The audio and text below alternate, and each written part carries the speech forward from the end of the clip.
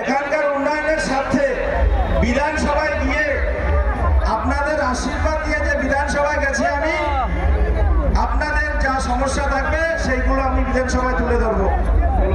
আমার মেন উদ্দেশ্য হচ্ছে এখানকার উন্নয়ন চাই, আর উন্নয়নের মধ্যে দিয়ে আপনাদের ভালোবাসা আমি নেব। আজকের এই ধন্যবাদ যাত্রায় আবার আপনাদের রসদপুরের সবাইকে প্রণাম জানাই। সবাই ভালো থাকবেন, সুস্থ থাকবেন। আর কিছু বললাম না, আবার পরে কথা হবে, আবার দেখা হবে। সবাই ভালো থাকবেন।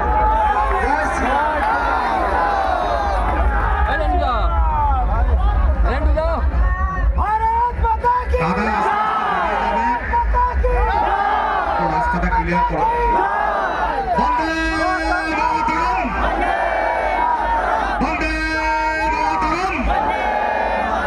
ভারত মাতা কি।